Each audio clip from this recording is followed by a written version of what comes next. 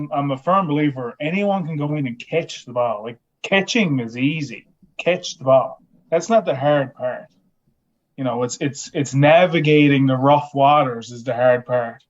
Yeah. And that's when you really want someone. It's not get in there and catch the goddamn ball. That's easy. Especially if you're hitting the mitt like myself and Mata, right? Just put the glove there, we'll fucking hit it. Yeah, Here we go. Oh, it's been a while. It's been a while, Hilly. I just think we're a full-time psychologist personally. You got to be a psychologist. You got to get into people's heads. And when Hilly's throwing blinders, man, you got to go out and tell him how good he is, as painful as it is.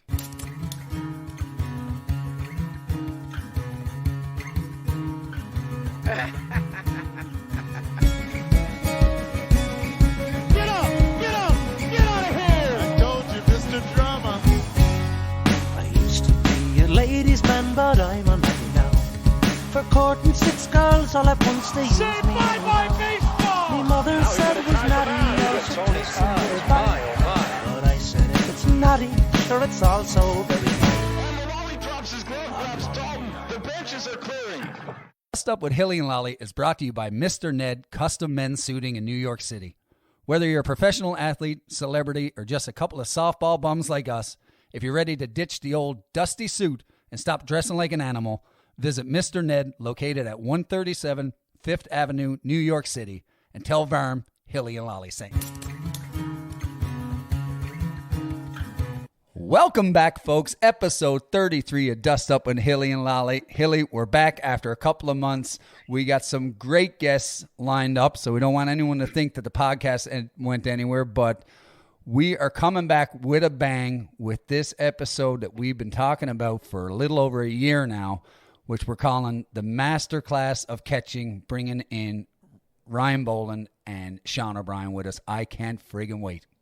Yeah, not gonna lie, pretty excited about this one. I think I'm just gonna take a back seat for most of it, maybe take some notes, like you said, two of the best ever strap on the pads. It's going to hear some great insights, bunch of tricks to the trade, some tales from behind the dish. Really looking forward to it. It's going to be great. Absolutely. And the good thing is that it's 2 returning guests, so we got to go through in each of their own respective episodes, hear their story, and go through that. This one is really designed that if you're a young catcher coming up through the circuit, or even someone that's been playing the game for a while and want to hear insights from 2 of the best to ever do it, I'm really excited about it. Let's get them in here.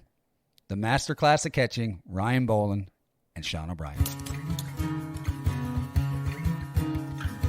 All right, here we go, fellas. This is an episode that's a year in the making, Hilly. We talked about this, I believe, after Ryan Boland's episode where we wanted to get him and Sean back on here talking about the catching position, and we got him here. I'm excited about this one, Hilly. Yeah, boys, we got you in the same room. Finally made it happen. I think I'm probably going to be more of a fan this episode, I think, and just kind of let you guys run with it. I'm sure we're going to hear lots of insights and stories and lots of the bullshit that you get on with behind the plate. But anyway, it's a pleasure to have you here tonight, and I'm looking forward to the chat. How y'all doing? Good, bud. Like you say, it's different. We're not in the beer tent, but I mean, I guess this will have to do. Do what we got to do. I'm good, bud. How are you, Bolly? Yeah, all good here. Yeah, I'm looking forward to really having a chat with you, Obi, and sharing our stories together, and hopefully we can help some young catchers along the way.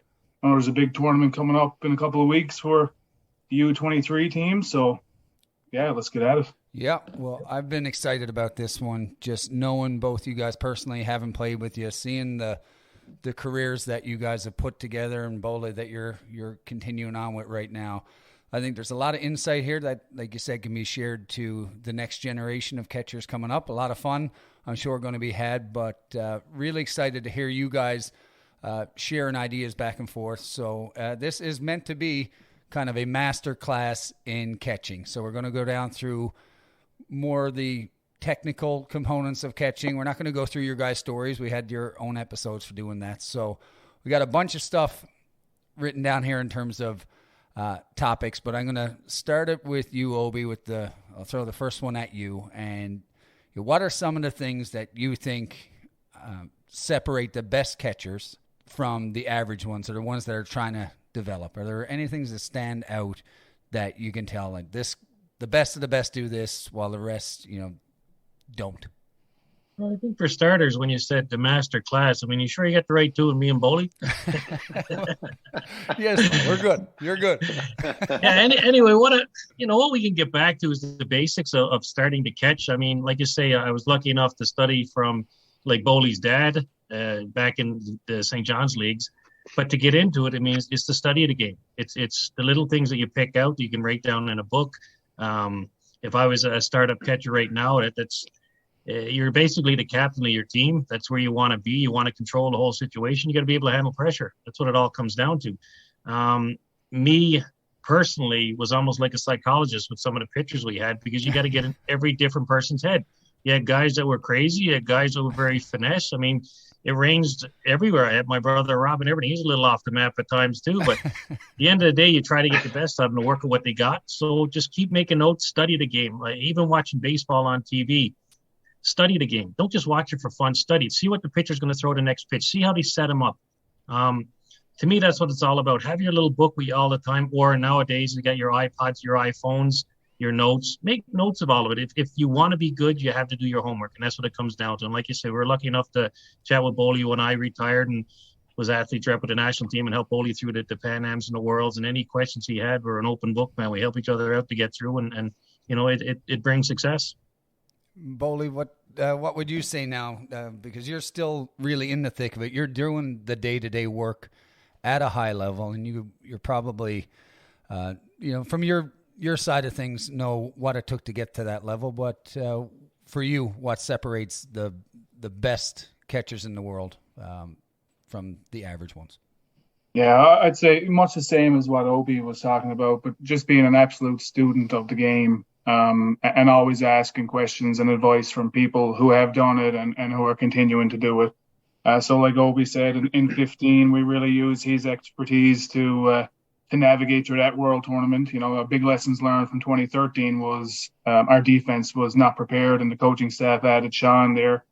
It really helped us navigate from a defensive side of things. And then, we have our books and we have our plans, but we also know that the best of the best hitters are also preparing for us, and just, being wise and sharpening our sword that way. We know the Nick Shales of the world are studying us and those great hitters as well. So, we're prepared, but we also realize that they're prepared for us. So it's just a chess match the whole time, and really understanding that, that's the part of the game. We really got to be playing chess when everyone else is playing checkers. And I think that's really separating everyone. Yeah. So you jumped right into actually I had number one talking point was homework, pre-work, scouting. So, I mean, if you guys could comment, like, what is, especially for young catchers listening here, so what is involved in the pre-work and the scouting and the note taking or little books that you guys have, and obviously we know how important that is, at the top level. But what would be your own specific homework regimen? My own specific one would be, even if you're playing the game and you're sitting on the bench and you're watching every batter, just see how they get them out. Like I say, back in the day for me, I did most of my best work in the beer tent, believe it or not. It's not because we'd had a few beers, but I was seeing what the catcher was calling from behind the pitcher and seeing how he set up each pitcher or each batter. At the end of the day, I would have my book. I go home and write in my book.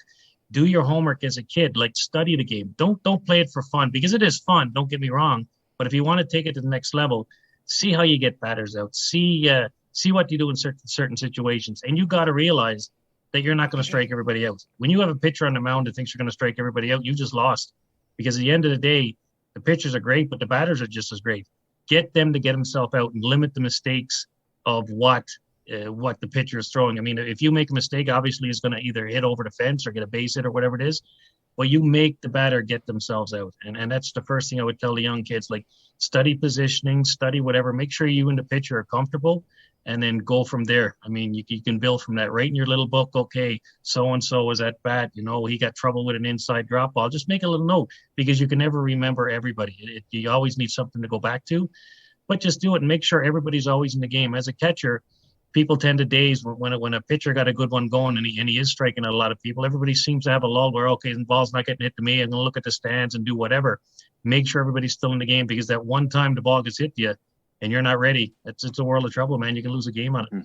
So as a young catcher, I would do the homework, study the hitters, study what the pitcher's throwing, study, if you want to, even in the batters wise, if you know what the pitcher's having trouble with, sure, he can't throw a rise ball. So you're limiting pitching as a hitter, you're limiting it down to, okay, I'm going to hit a drop ball now because you can't throw a rise ball. Little things like that. Just make notes. But as a young catcher, study the game, sit there and study how you set up hitters. And well, we've seen you do that kind of in person out there. You're always glued in. You're never really kind of just off in a lull or just you're having fun in the beer tent and around, but you're always kind of tuned into what's going on in the game. And that's kind of taking what's going on in person at the ball field, putting it in the memory bank, writing it down when you go home. Bolly, you've kind of really taken the video prep, with all the technology advancements now with this new era of catching, I guess. How has that played into your homework and your prep, to complement what you're doing at the ball field in person, like Sean just said? How do you use the technology side to amp up your prep? Yeah, for sure. So I don't watch the game from the hotel room live. I'll just wait till the game is directly ended and then go through the fast forward. And what we're looking at in the room is solid contact. So even outs, it doesn't matter. We're seeing what people hit the ball hard. We're logging that, and we're also logging what they're aggressive swinging at. So whether, they got a particular count or what. So that's how we're doing our heat maps and trending there. That's how, that's what has been working for us. So if, someone's hitting an inside pitch hard, whether they're over 3 or not, we're just looking at solid contact. And you're doing this on a printed off chart sheet, is it, that has a picture of home plate or the batter's name, like that you can? Is it one for the whole game or is it one for each batter? What kind of capture device are you using? Paper? Are you using Excel? What are you using there? So for rough notes, it's paper, then we transpose it to Excel, and we have I just built a small formula in our Excel sheet where we can just get percentages, and it shows up as a heat map. And that's something I don't do the night of the tournament. That's like post processing, but for all these hitters in tournaments and especially the big one that we just had, we certainly got a heat map on what people hit hard. Good hitters and people that we don't know. Everyone is certainly dangerous and capable to hit one out on our pitching. So we try to be as prepared as possible. But we know, countries like Australia, Argentina, New Zealand, Japan, US, they also have a heat map on themselves. So they're working on that in the off season as well. So, come June when we face all these good hitters again, I'm sure that's going to change, and the green will be moved to where the red is, and vice versa. Forever evolving. Yeah. Yeah, and it kind of fed right into my next point when I was going to talk about like the top hitters, like Obi, when it comes to guys like Colin Abbott and Sorensen and Bolly, like, I don't know, any like Brad or Benny Anoka, say those type of guys have very low strikeout ratio. So, obviously the homework plays a mega factor in all that stuff. But like, I assume the game plans often change depending on who's hot and who's not. And the game plan probably changes multiple times during the game itself.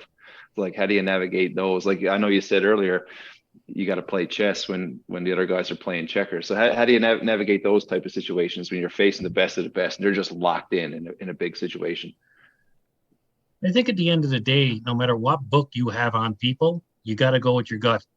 When I see that the pitcher is getting hit hard every single pitch, they got him picked.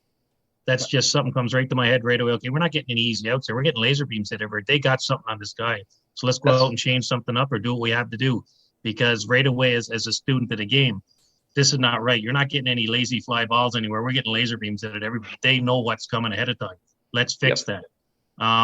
As for the young catchers coming up, I mean, if you, like Bolly will say the same thing. When you play the international play and you see guys you've never seen before, right away when they stand in the box and they take their practice swing, I can tell trouble they're going to have a WAP pitch right away from a practice swing, where they stand, where they dive in, where they plant, where they land, the whole 9 yards, just from studying over the game over the years on how to get them out. And you got to realize that we're not there to strike them out. We're there to get them out, limit our mistakes, and make them get themselves out. And that's basically what it comes down to. Yeah, I'll kind of pick up on that and throw it over to you, Bolly, with if you're going to a regular league game or you're going to one of the tune-up tournaments, everyone's working on something to get prepared for the big moments at the end of the season or for the major events that we're all planning for. And it's when you're in, it's kind of two things. When you're going against another national team or you're going in an ISC championship game, I won't talk about a pressure moment within it now. I'm just preparing for an ISC championship game where you got the best club team players or best national team players on a club team. It's loaded top to bottom and throughout the bench with some of the best hitters in the world. There's probably no holes in the lineup. And it's the last game in the tournament, so the bats are probably humming. How do you approach going in to that game versus how you would approach playing them in, say, June, knowing that one mistake is the difference between putting a ring on your finger and going home runner-up? Well, I was only in that game twice. My first time was against Hill United, obviously in 12, and second time with Toronto. So in 12, we were the hot team. We had to come up through the losers bracket, and our bats were flying. And in 16, we were the undefeated team. So two different mindsets for sure. 2012, I'll never forget. We didn't, Sean and I weren't really prepared for that Hill United lineup at the time, and we were just trying to mix things up with some off-speed pitches. I think maybe nerves got to us and fatigue. Paul Cork came in, did a great job, and he just used his off-speed. So we're just trying to. That was a really good combination there because we had a lefty and a righty there, and maybe screwed up some timing there with the difference in velocity and all of Cordy's changeups. In 16, facing Hill again, we did have a game plan that year, and after facing Hill United in that undefeated game, I think it was, or the game before the undefeated game, it went to extra innings. We knew who was hitting the ball and who to stay away from, and we had a pretty good idea on how to get through that lineup. So that's based on one tournament, and Stephen, during those 2 summers, it's always been a chess match between those top 3 teams, being the Gators at the time, Gremlins, and Hill, not showing each other's best in Tavistock or Kitchener or whatever tournaments. I know sometimes we put on a bit of a show, like down in St. John's. We wanted to put on a show for the crowd and show best on best, but it's usually never best on best, is it, throughout the summer until the chips are down and our backs are against the wall. So we use the whole season to figure out lineups and really we're looking at if we're the team coming up through the losers bracket at the ISC finals and our bats are hot, and if we're the team that are undefeated and facing the hot team, we're just looking at who's hot that day and trying to navigate that order. Boys, what are your thoughts on that, on hiding pitchers throughout the season or putting innings limits on pitchers or pitch limits in the against the big dogs, the top 2 or 3 teams? You guys believe in that? Me personally, like we said before, we don't fear hiding anybody. You don't want to hide anybody. You want pitchers to get in their groove. You want them to be comfortable. You want them to get their innings in which they're used to having. Some pitchers like the rest, some pitchers don't.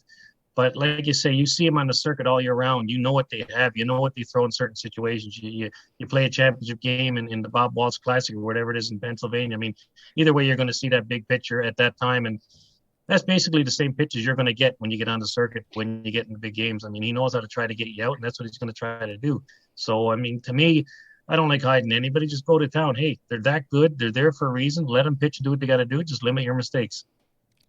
Well, you guys are both arseholes in the sense, too, that you'll throw some red herrings out throughout the season, right? That you might, I don't know, if certain situations present themselves, maybe, I don't know, leave one down the middle or I don't know, give something away. Like you guys there's a bit of gamesmanship in that chess match, Bolly, that it may not be hiding the pitcher, so to speak, but you might leave a couple of tricks up the sleeve or throw some of these, as we call the red herrings out that I know both of you guys do.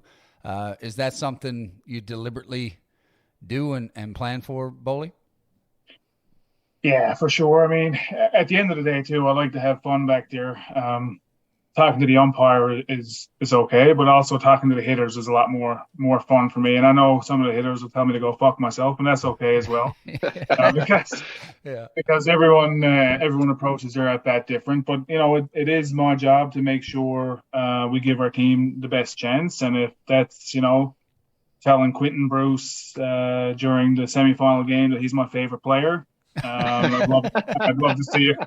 I'd love to see him hit a home run right now in front of all these Newfoundland crowds, all these Newfoundland fans, and maybe that got in his head a little bit. Maybe it didn't, but yeah, I mean, we'll kind of play that gamesmanship. Obviously, we won't do it with everyone, and in the WBSC, of course, it's pretty professional, and that pitch clock as well is playing in everyone's mind. But yeah, the gamesmanship is fun. It's all left on the field, and that's something. It's something for me to chuckle about afterwards and hopefully share these kinds of stories with. That pitch clock was different because we didn't have the pitch clock. So what we could do, if you knew a hitter was on, like foul back, knew he had a good rhythm, you wouldn't even give a sign. You make him sit there till he called time. Then you make him sit there again till he called time. Now all of a sudden his rhythm is broken and you zip one by him or whatever because you broke his concentration on what the plan he had when he went to the plate. But the pitch clock don't allow you to do that anymore, which kind of sucks. Because you can't get into the batter's head. But like you say, over the years, I mean, the one guy I couldn't get into was Abby. Abby'd walk into the home plate and say, "Fuck off, Obi, don't say a word. I'm not talking to you." And that was it. Once he was locked in, it didn't matter. You could have dropped the bomb in front of him. He was hitting no matter what. You're not breaking this guy. Him and a guy named Sean Rychek and we had Sorensen was pretty good. You just can't break these guys' concentration to try to, oh, Jesus, are you going to hit it? Not much pressure on you here. I mean, the fans are here. The family's there. Like Boley said, I mean, you put as much pressure on these guys as you can to see if they crack. I mean, you got to play those head games. It's just something that we do. But, I mean, Abby's one of the toughest ones to crack, I'll tell you. He was just a hitter. He could play the ball. And that's what I was alluding to earlier when I said the bullshit that you guys were getting behind the plate. It wasn't disrespectful. It was meant with the bullshit that you guys were getting behind the plate, like, the game within the game. Because I'm sure I'm after having full-on conversations with Obi, like getting in the box with Obi and could be one-on-one. And how's your father doing, boy? How's your mother doing? how's everything back in Newfoundland? Stuff. I'm like, what the fuck? And he knows full well, Hilly, how hard it is to pick up that subtle low lifter from an Adam Folkart that's coming in on your hands. And I remember in the semifinal game, I think it was Obi, when we were down in Kimberley, you were with Aspen. There's 08, and I get in the batter's box with bases loaded. I think it was in extra innings. And I get in, oh, hey, Lally, how's it going? Jesus, man, you're about to be a hero. You're about to be a hero, bud. I'm so proud of you.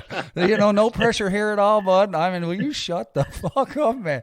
Like, it's one of the biggest at-bats of my life. He's in there getting on with that, and then I ground out the sake and blow up my shoulder. So I'm blaming that on you, actually. Oh, you got in my head and screwed my shoulder up.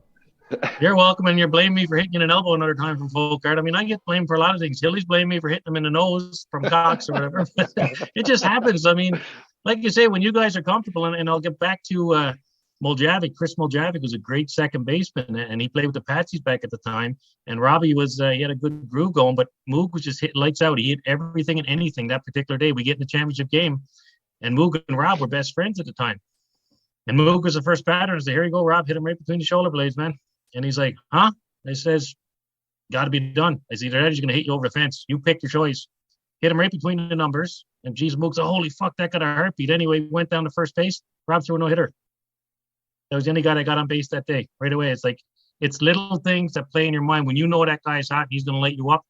Sorry, man. I apologize to Moog afterwards. But I said, "But this is just part of the game. One got away. I apologize." I remember that game, Obi. I think that's the one. Musey was pitching for the other team, and that's when Opie hit it up into the fountain up Woodstock or something. That was. I think that ball had air miles on it after a while. They had 4 or 5 flights. Yeah.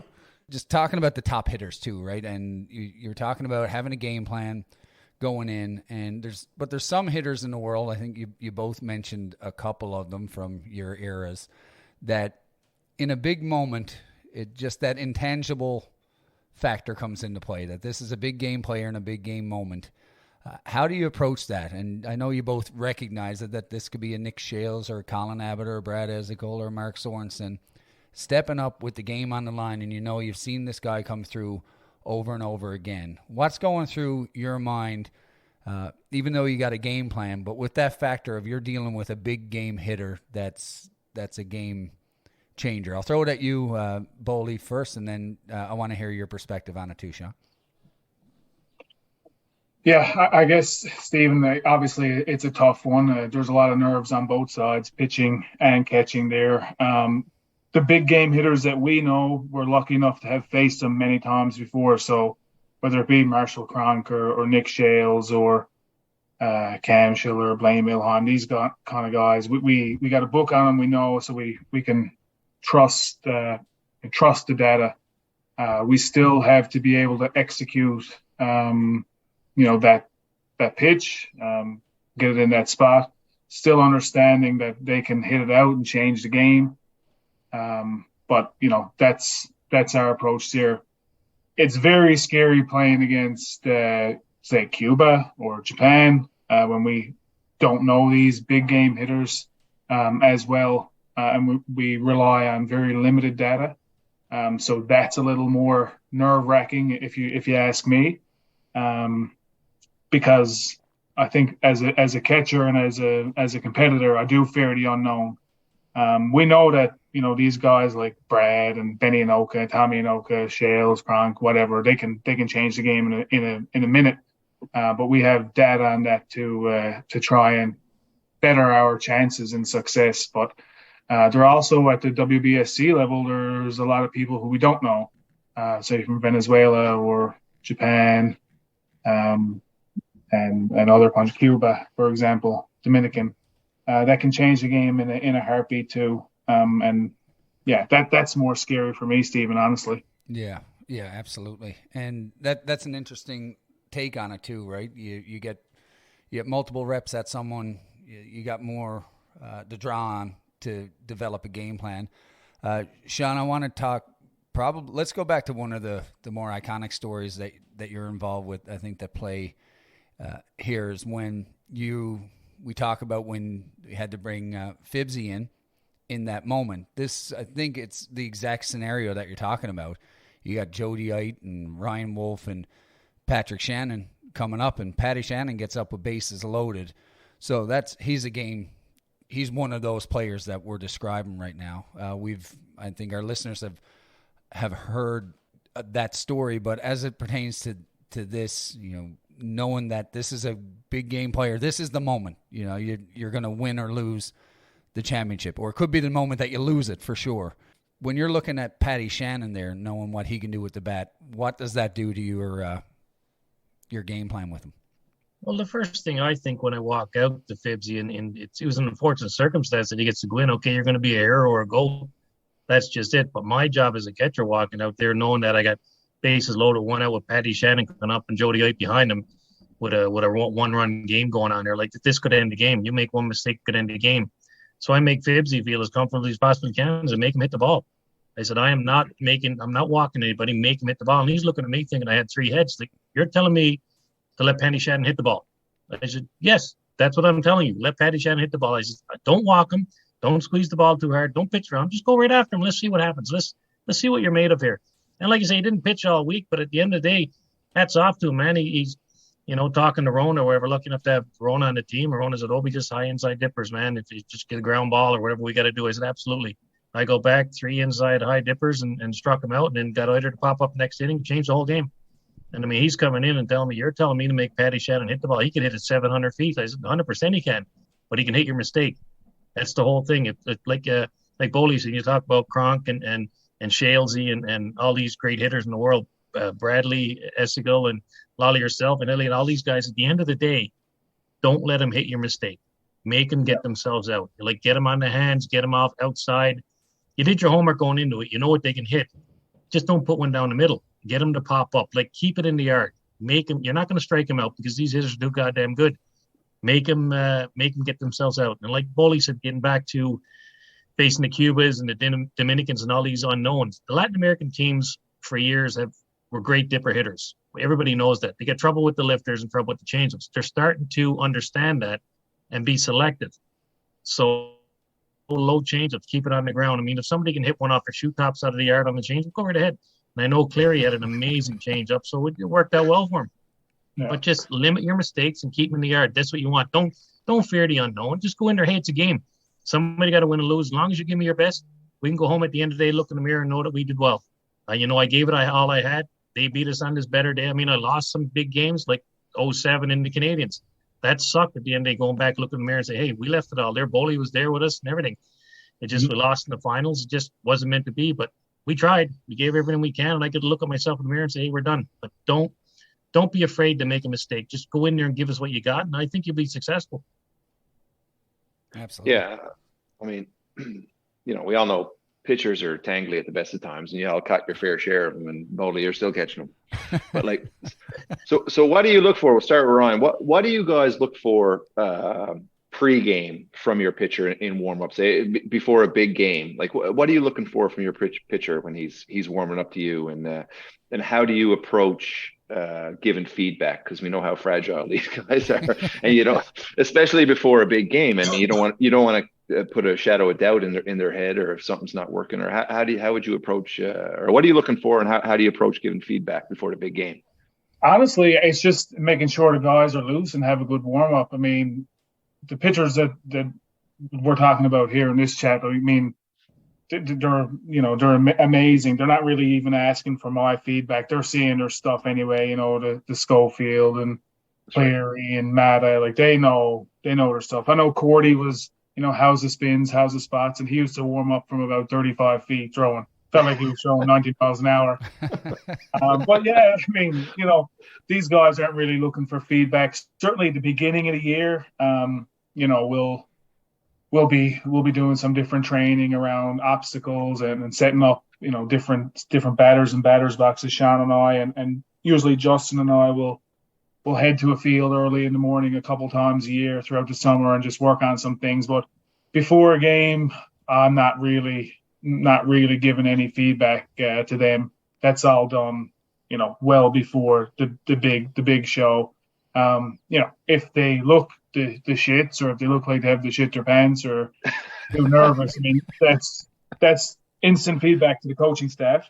Right. Which they can deal, and rightfully so. Coaches can deal with that. But yeah, no, it's just making sure they're loose and being with the pitchers before the games and during the week, and making sure that they're okay with the game plan and the signs, and yeah, that's it.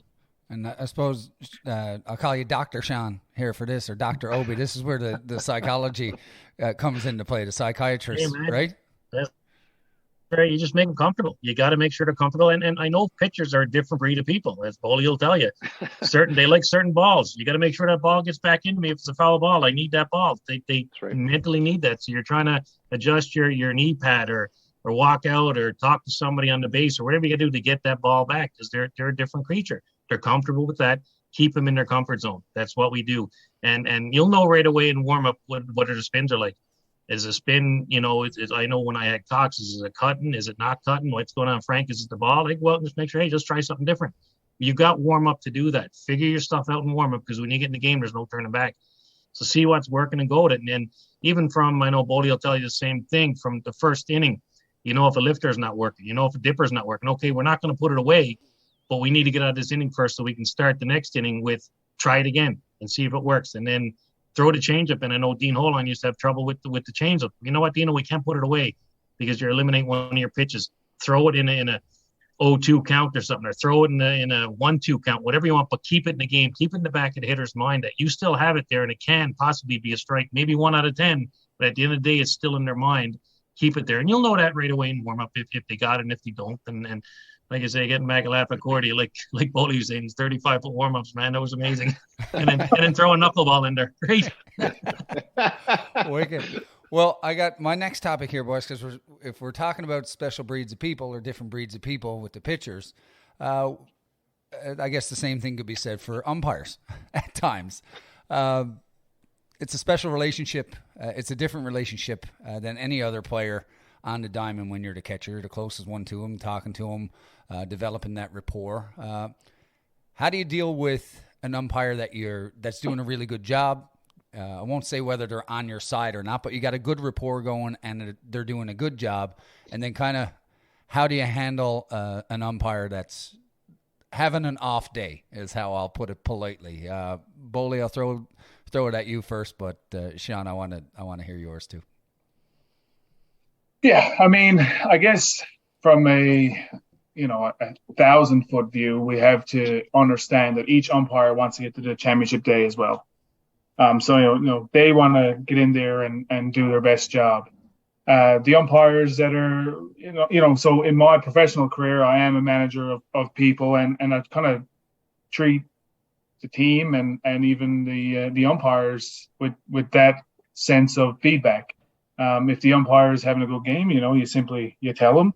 If the umpire is having a bad game or you disagree with some calls, you tell them. At the end of the day, these umpires, for the most part, at least at the WBSC, the nationals level and the IC, are professional people, and they're trained to deal with, difficult situations and difficult conversations. And we don't try to make life difficult for the umpires, but I think feedback is important. What I don't like is when an umpire will say that you popped too early, so I missed it. But what I would prefer an umpire say is I missed it, and don't provide an excuse, because I really don't like excuses. So I will run a little bit hot on people that blame others for mistakes. But we also have to realize that everyone makes mistakes, and when you own it, you have instant respect, I think, from the team, because a lot of the times when an umpire misses a pitch, the pitcher gets very hot, and to calm them down, it's very nice for them to know that the umpire missed the pitch. It's not going to be acceptable to Sean or Scope or Devo or whoever to know that Ryan popped too early and that's why the pitch was missed. So I'd never say that to our pitchers, but I think some honest communication and dialogue between the catcher and the umpire is required, and that's what I try to establish early. And for the most part, I have great relationships with the umpires, at least at the IC level for sure, and at Softball Canada level.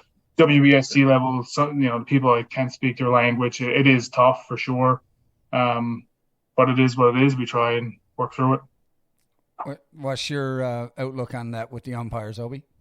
Well, I'm the same as Bolly. I mean, a lot of great points there. I mean, we're all on the same page.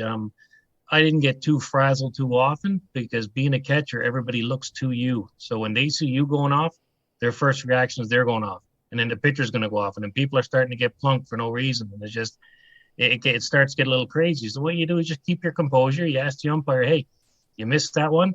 No, I thought it was outside. Okay, how about I throw it there again and get you to have another look? So at that point in time, if somebody's on the mound and know they missed it, you just take the time. I'm going to go and talk to them. Look, man, he missed it. He'll pick it up on the next one. You throw it there again, you'll get it. He's human.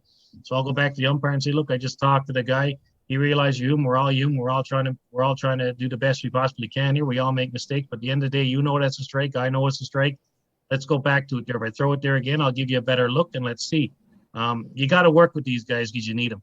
Because that's the end result. You need these guys. And sure, it's frustrating. You just want to turn around and smash their head. But at the end of the day, you can't do that. You just got to talk your way through it. And that's what we do. And I mean, like Bolly said, you get a good rapport with an umpire and you get back there, man, the game flows.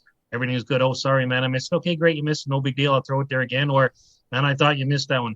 I looked a little outside. Okay, might have caught the black. I'll throw it there again at some point in time and I'll give you a better look. Just work with it because you need them. That's the end of the day. You know what I tell them? I tell them what the problem is. The problem is, Blue, is my eyes are too goddamn good. That's the problem. Anyway, moving on. All right, I got another little topic here, and this is a little bit different one. But I know both of you guys like to throw the ball. So when it comes to pickoffs or fake pickoffs or whatever, pitch outs, or whatever you want to do, what are you looking for from the runner? Or what? How do you fill us in on that process? And what are you looking for? I think it's just the flow of the game. Well, I mean, what's the game? What's the tempo of the game? Do we need an out right now? Do we need this big out? Like, is it a one-run game? Is it a championship game? Because when you make that decision to pick off a guy on first base or second base and you end up throwing a wild one down the line, you can lose a game. So you better be 100% confident you're going to do it. I didn't try to throw the ball as much as I possibly could. You do when you're younger on to show people, hey, I got an arm and I can get it there to throw you out. Not a big deal. But you pick your spots. You don't want to abuse the situation. And when you really get in the 5th, 6th, 7th inning and somebody gets on, leadoff guy gets on, the next guy's going to bunt. First, second pitch, pitch out, pick off. Do what you got to do. Try to get that momentum back in your favor. But like you say, we only throw when we have to. I don't like to show off that we had good arms. Because it could be dangerous. I mean, I see some catchers in the game right now. They want to throw to first. You want to throw to third. As soon as somebody gets on, you just want to throw it. It's like, bud, you're taking a big risk here, man. You can cost your pitcher a game here, and it disrupts the flow of the game. Get your ball back to the pitcher. Get him to do what he does best. Get people out. That's what we want. But it's situational when I know personally myself would do it. When I know I needed an out, all right, I got to do something here to make a great play and make this at least try something to keep the guy honest because you need to cheat to steal the win. You got to. Everybody cheats. It's the nature of stealing bases. If the umpire don't call it, then man, you got to get a gun down the second to make sure the guy is there. It's just it. But you pick your spots. It's situational. But like I say, everybody knows you got a good arm. Don't show it off. Just do what you got to do. Yeah, I mean, I agree. I kind of hate throwing the ball too because it means an extra 4 or 5 Advil over the weekend. 100%. But I guess, and I don't mind. I hope some catchers take this philosophy. Like there's probably 3 situations where I'll definitely call a pick play or at least throw the ball. At 3-0 where runners are lazy will be a pickoff throw. If a wild pitch and you pick it and there's a runner on first, there's always an extra stutter step. So you don't mind snapping one down there to first base. So I always tell first base to be ready. Certainly with Steven there, it was easy. But, as a runner, you see a wild pitch or a drop ball or a change of going to dirt, there's always a stutter step, and that's a good time to throw it. And the third time is a pinch runner. Pinch runners are always, full of piss and vinegar, probably first time in the game, at least for that game and maybe for a few games. So they're always taking the extra lead. I remember in 2007, actually, I was a pinch runner for the Robotham Mackay Marshall team, and we were playing Aspen, and I was on second base, and I took a big lead off, and Craig Horswell was catching, and DJ came to second base, and he said, I don't want to see you get picked off in front of this many people. He's going to throw the ball, and he got a fucking hose. Not on board, DJ. What a friggin' solid move here. Yeah. So he hooked me up there, and then Horswell did throw an absolute seed, and I was just a foot off the base anyway. So I appreciated that. That is wicked. Yeah. But yeah, I mean, there are some situations. Again, I don't throw the ball too often anymore. I certainly used to. It's just more pain now. I tell you what made me, just a little side story, what made me think of this topic. We were going back to my farm days. Rod Peterson always said, if you ever get picked off at second, it's because you got your head up your ass. So we were playing in this tournament, and I don't know where it was, some booming metropolis, I'm sure. Yeah. And we were playing, who were we playing? With fucking Obi's team. I can't even remember who it was. And old Hilly boy, young fella on second base, took the lead off. Boom, down to second base. You're gone. I remember walking back to the dugout. I never so much as look at Rod. I was afraid. I was like, "You're cut. You're done. You're gone. Last tournament. Yeah. Turn in your jacket." I did apologize for that, didn't I, Hilly? You did, yeah. You did. Yeah. Well, I remember when we first come on the circuit. I think we were still a junior team back then, and Robbie was pitching for us, and we played against the Toronto Gators back in their heyday when they were an amazing team, like the '93 when they're winning everything. They had Big Z throwing. And CJ got on first, CJ Young, full of piss and vinegar and all that, Chris Jones. So anyway, I said to Robbie, all right, I think whoever was up, I think Brian Patton was coming up. CJ was back in 9. So I figured, all right, good enough. I'm going to pitch out and pick off now and see if we can get CJ on first. Sure enough, he took a big lead and got him. And CJ swore to me that day when he ran right across the dug, he said, that'll never fucking happen again. He said, I don't give a fuck. Some young kid is going to fucking throw me out on first base. And that. You pick your spots, man. You take a big lead, you just get a gut feeling and you go for it. But I mean, it makes you feel good and changes the game around. I think we lost 8-0 when it was all said and done. But as a catcher, it's a pretty proud moment where you're a junior kid and you can get this veteran national team player to pick him off and whatever. It's just pretty special. Preferred pitch? for a pickoff or a pitch out? I like to go low lifter or something that you can handle, for a pitch out. Make sure it's off the plate, because some pitchers can't get it off the plate. And the guy hits a laser beam into the gap. It's like, you gotta be fucking kidding me. Jeez. Yeah. It's crazy, but it's fucking.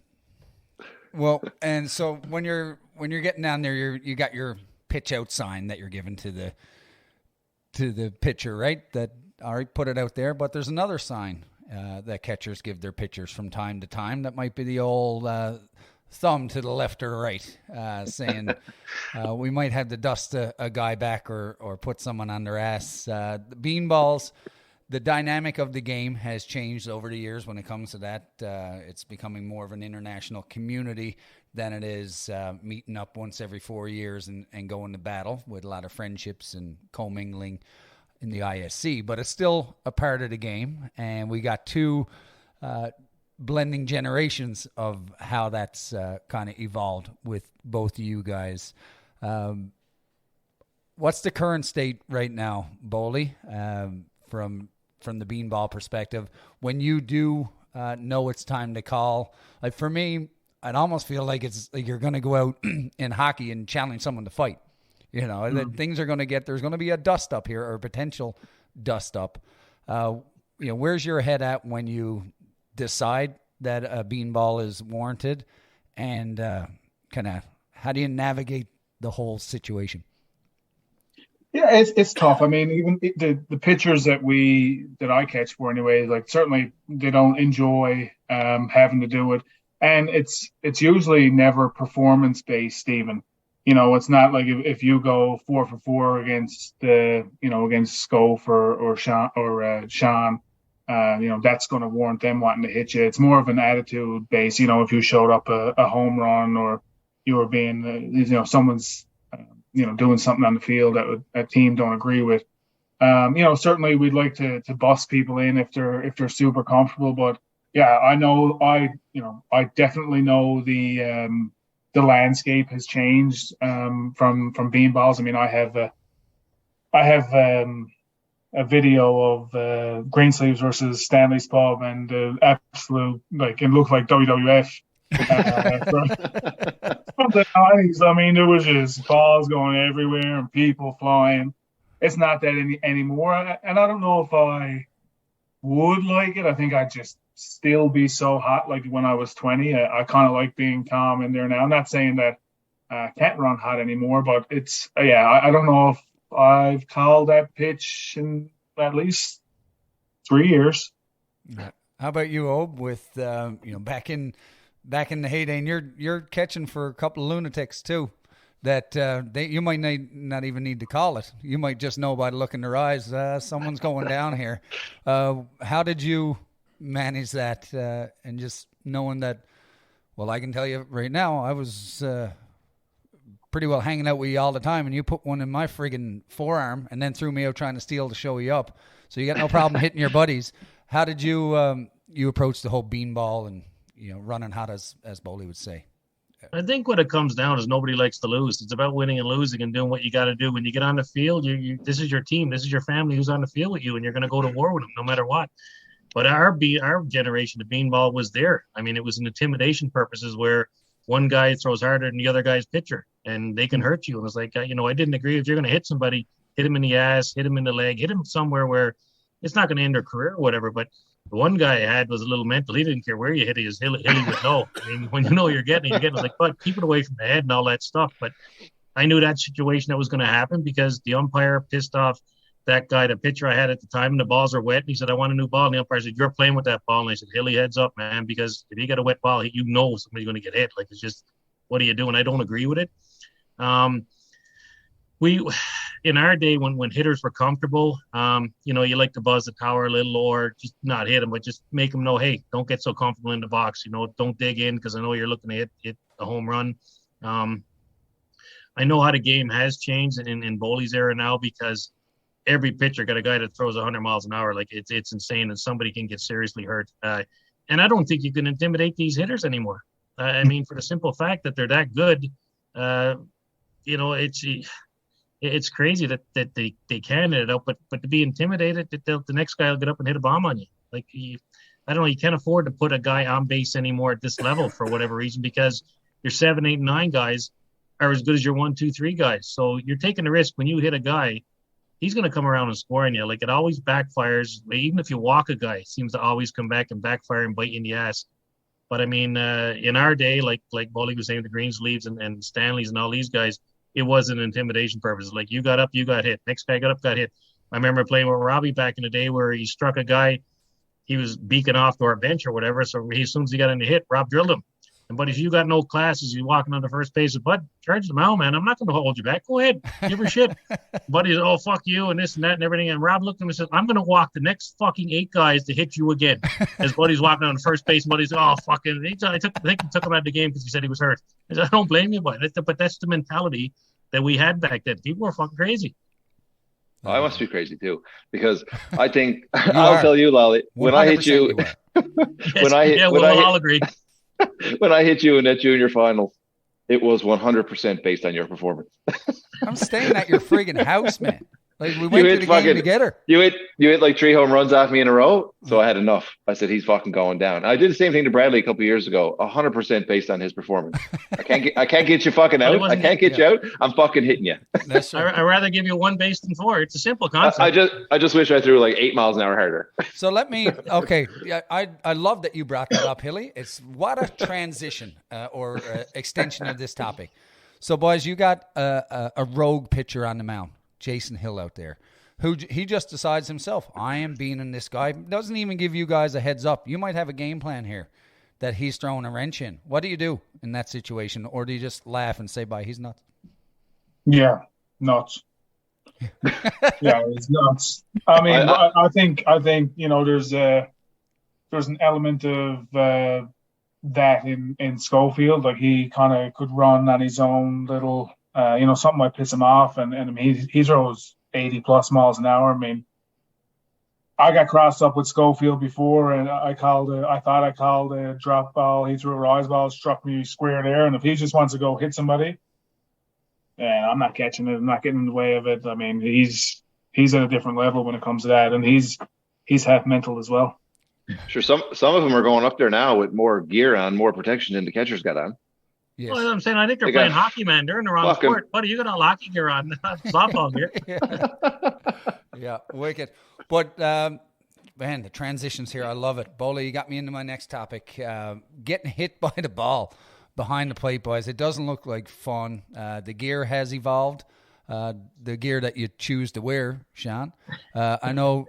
So I want to talk about 2 topics. One's going to be the gear, but secondly, foul tips and balls in the dirt and just getting crossed up and getting struck with the ball. Like, I get beaned probably once every 3 years, and I talk about it until I get hit again on a regular basis. Like, can you believe, like 2 months ago, he fucking hit me and still hurts. Now, you guys got to shake off a foul tip that's probably harder than you would get beaned if you're stood in the batter's box. I know it's part of the job, but it doesn't look comfortable. So, Sean,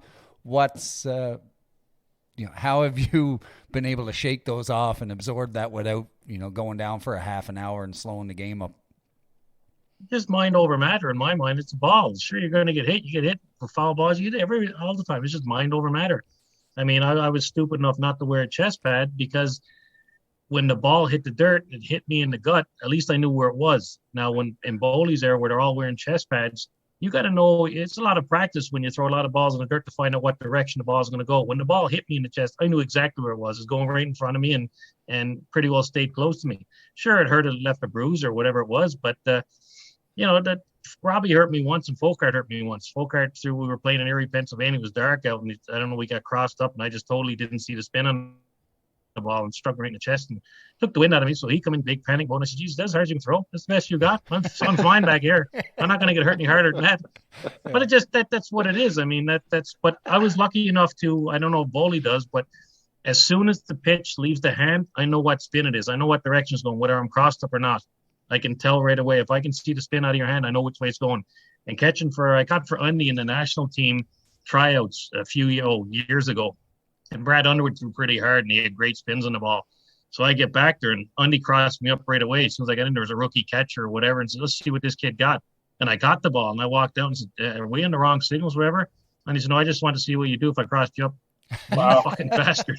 But that's the mentality back then. How good are you? Can you catch the ball if I cross you up? But I was lucky enough to see the spin, where I said, "Oh, Jesus, maybe I missed something." So I'm going up to see if we're on the same page. He said, "No, I did that just to see if you can catch it." I said, "Great, thanks very much. Have a good day." That's pretty cool. Bolly, Bolly, how about you? Yeah, for me getting hit, I mean, the gear is so good now. Like anywhere where there's padding, it's easy. Obviously, the most painful are the jock shots or the inner thigh shots. I mean, they're going to take a few minutes to catch your breath. But yeah, getting crossed up, I mean, absolutely sucks.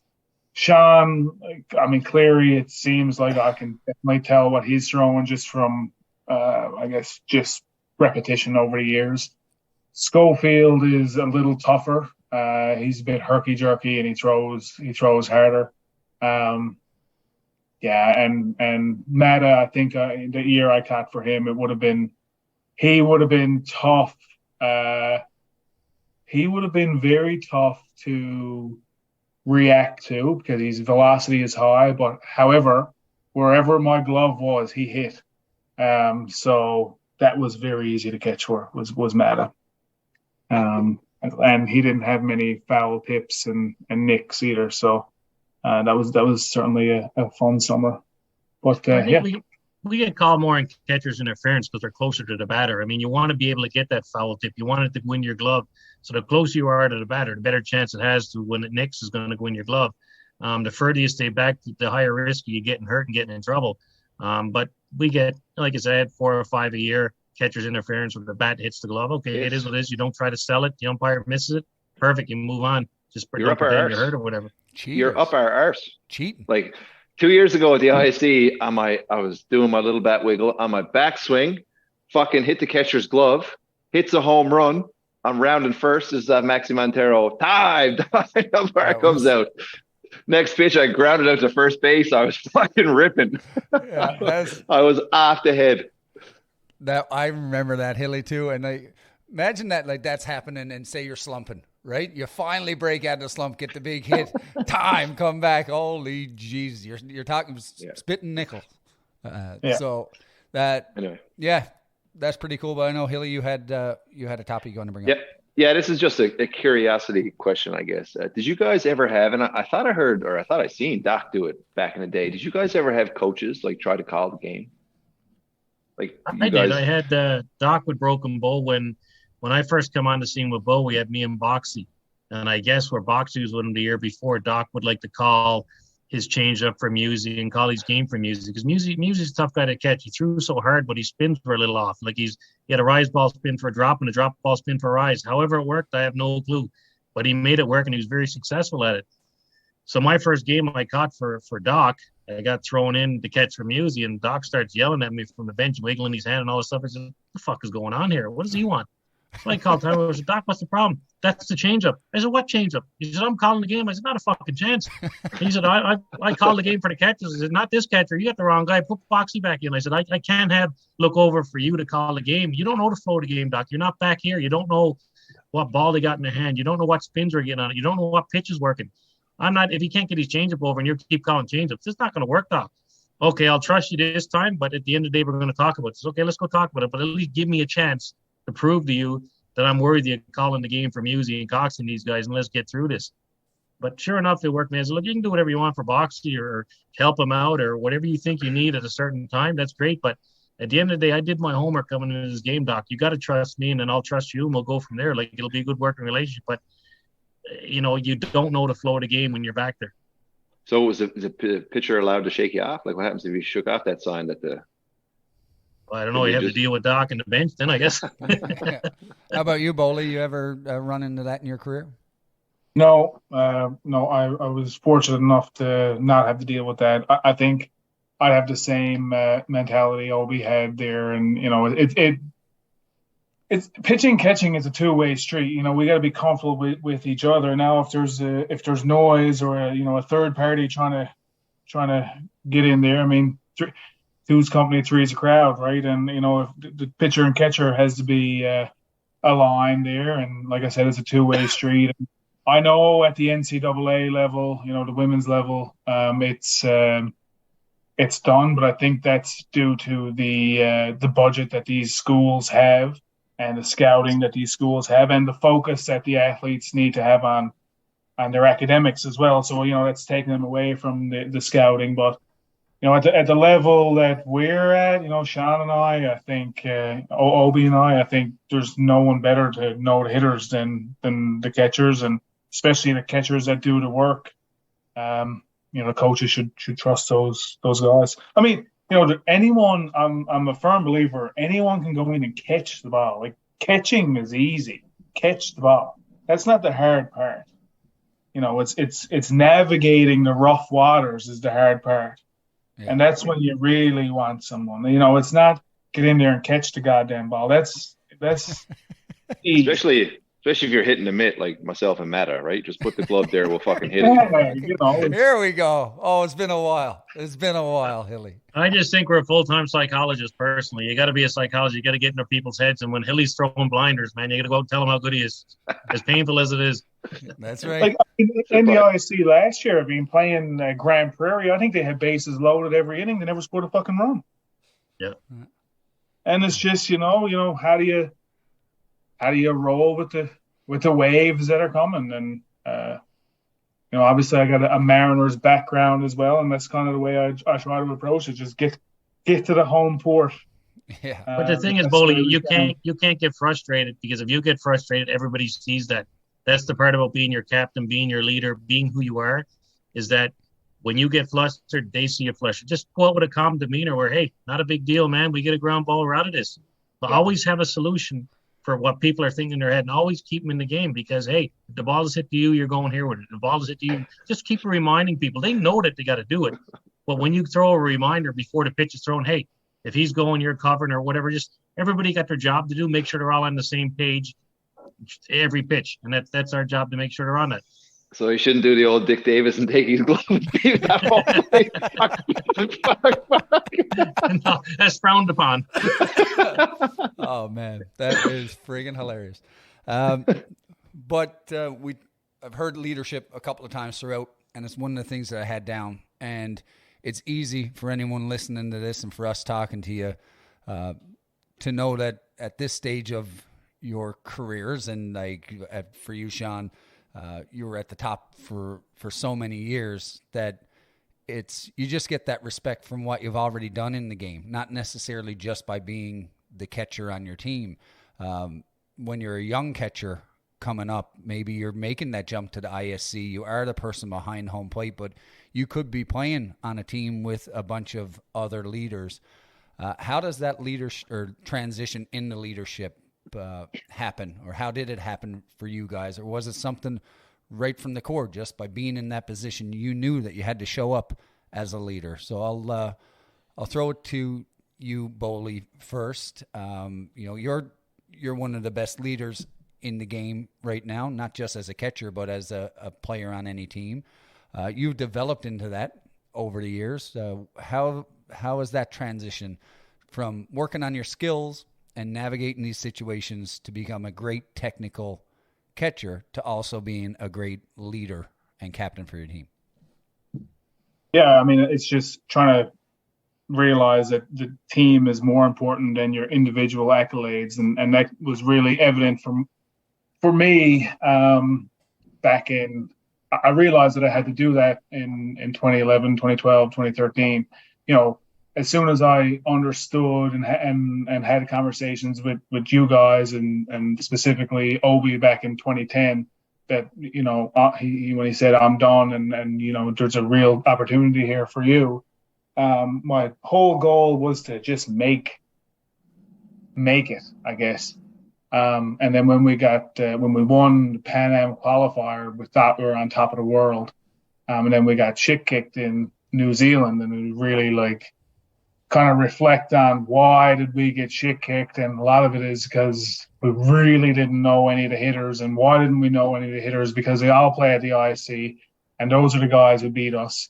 Donnie Hale hit a ball 500 feet against us, and we seen him hit the same ball 500 feet 16 times or something that summer. So obviously, Ryan, you dummy, you weren't taking any notes on things.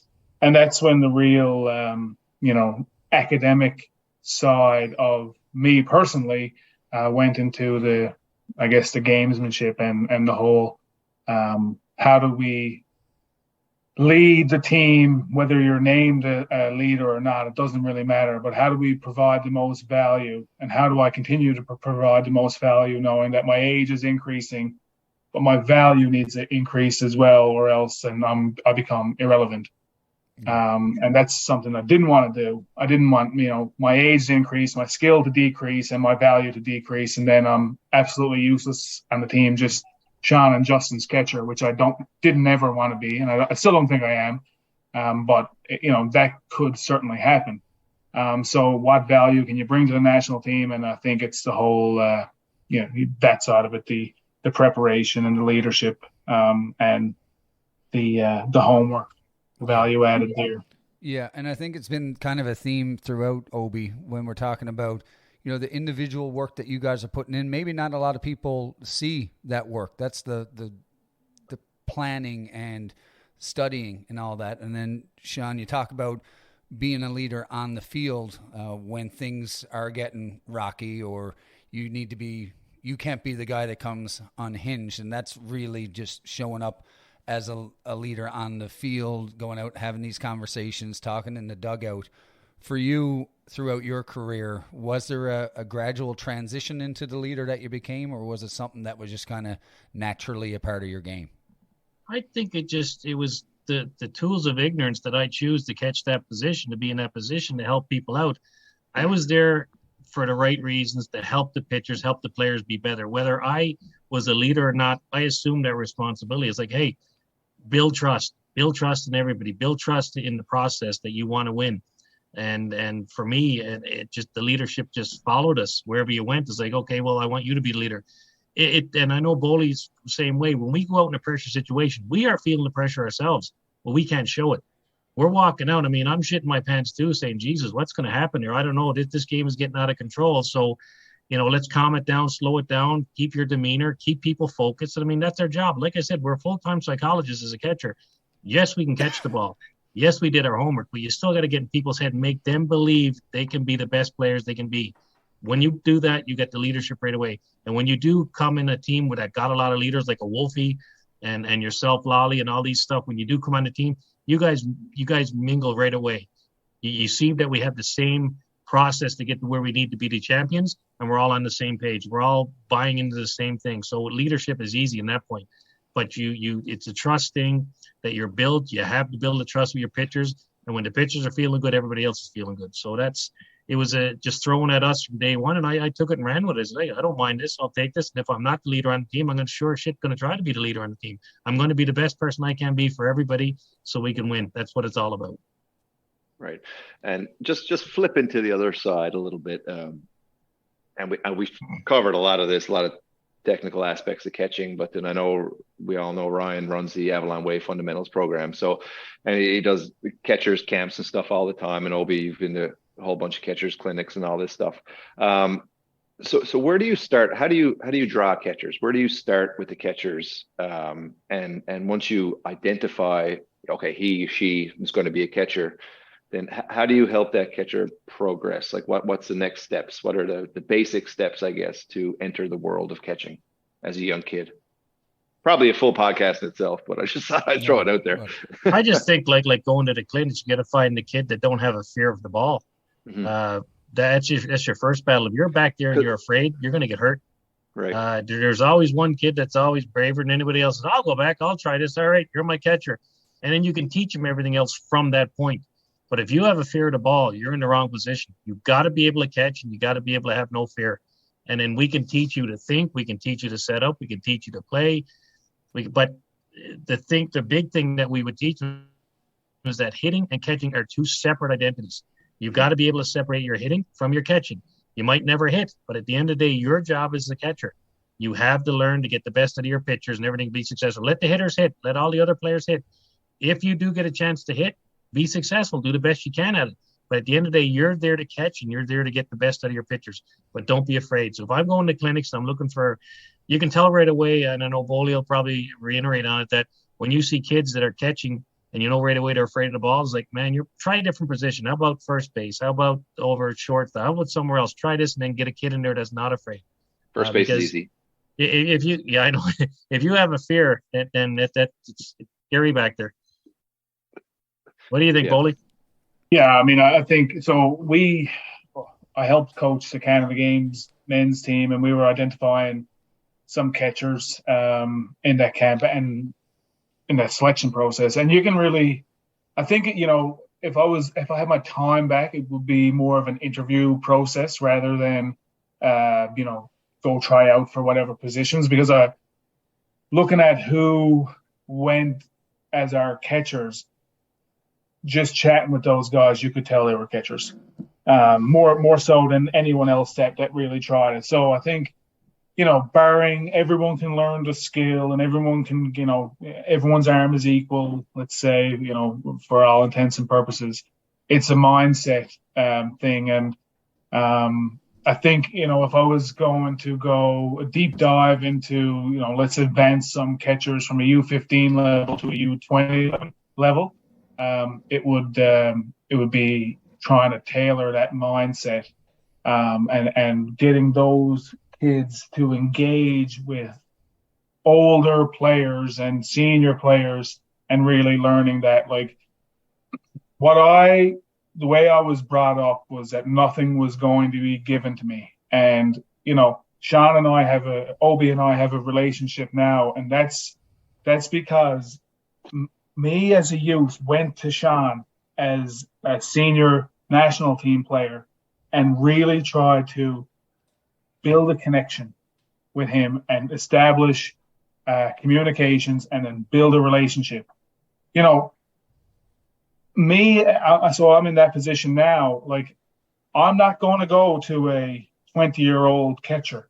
They have to come and seek help. The catchers will give the help. Sean gave everything to me. He wanted me to succeed. That was it. I want the next catcher to succeed. However, I will not be seeking that person. So if those catchers really understand that there's, you need to go out and build your own rapport with, the leading generation, next generation, and your own generation, I think they'd be in good shape. However, I will be honest that it hasn't happened yet, and I really hope that a catcher in Canada reaches out and tries to build that relationship, because there's an awful lot to share. Because there's a separate podcast of the next three or the three, and then there's a third catcher here that could talk to Sean and I, because that was 13 years ago when we established, or more than that, 2017, so 16 years ago. And the bond is still there. Old, holy Christ! The bond is still there, and Hilly, you work with your idol, and I'm here talking to mine, and I hope the next one has this opportunity as well. But what I don't know. It's a mindset, and it's I guess it's a drive to win and a drive to get better, and that's what I want to see in a catcher is that go what Doug Chase said to me back in the day when he left the national team was like, Obi, here it is, man. You got the ability to do it, but you got to do your homework. And it's like we said, Bolly, in 2010, I can't do this anymore. The travel is killing me. This is your show. Take the bull by the horns, man. You got more than enough skill to do it. You're mentally stellar because you can figure it out. You can get in people's heads. You have the gift. Now run with it. What you do with the gift, like, you don't want to piss your gift away. You took it and ran with it, man. You got a ton of rings because of it. And you did your homework to get to where you got to go. And like I said to Lolly and Hilly on these podcasts all the time, we're an open book. Just we got our phone numbers, or anybody can get our phone numbers. You can have it, an email, anything. Get a hold of us, man. I don't mind helping anybody, anytime, anyway. That's what we do. We're giving back to help out. And for you guys to put these clinics on all the time, man, I think that's just amazing. Absolutely amazing to give back the knowledge that you've been given over the years. So it keeps the cycle going, man. It keeps people interested. Like, I take my hat off to you guys, man. It's unbelievable. I wish I could have did more back in the day for the clinics, but it wasn't as big back then.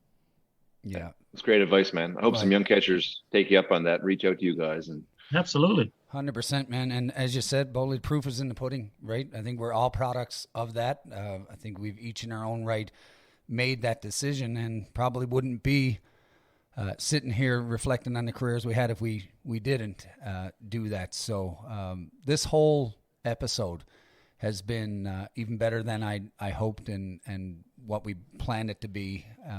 We could go on for another hour picking your brains on this position, but we don't want it to run too long. I do like that idea a lot, Bolly, maybe flagging someone who does reach out, and down the road we all come on here and kind of pass it on and hear it from the 3 different levels. But this was fantastic, boys. Hilly, for me, it was everything I hoped it was going to be, and a fantastic episode. Really want to thank you guys for coming on and doing this with us. Absolutely, guys. Really appreciate it. And like I say, getting back to it, you got to work hard. Nothing's come easy. If you really want it, go after it. Nothing's going to stop you, man. And Bolly and myself and Hilly and Lolly, everybody's here. We're an open book. We're lucky enough to have international experience over a lot of years. We can pass that out. Just don't be afraid to pick up the phone or email or whatever, because we're here for you, man. Whatever questions you got, whatever you're unsure of, and whether we're right or wrong, we probably experienced it, and then they'll tell you our outcome of how it happened. So great job, fellas. Love doing it. Do it again any other time you want. Let us know. Yeah, great stuff, boys. That was awesome. Really appreciate your time. Thank you very much. Cool. Thanks for having us, fellas. Excellent. I appreciate it, guys. And on the way out here, I do want to acknowledge that we recently lost someone who was very important to all of us, and to one of us here in particular. We lost Jerry O'Brien over the past little bit. Hearts go out to you and the family, Sean, on that. And we want to dedicate this episode to him. I really appreciate it, guys. He'd be truly honored to hear it. He loved following the ball and loved following us, and in unfortunate circumstances out there. And like I say, last month he had to fly out. It was unexpected, but it is what it is. Life must go on. But he'd be so proud of what you guys are doing, the accomplishments, and as I really appreciate it, man. And from the bottom of our hearts and our whole families, man, we can't thank you guys enough. Absolutely. Well, we're thinking about you guys, and yeah, this one's for him. We got Lucas and Nick here. A little bit of Rum Ragged to take us out.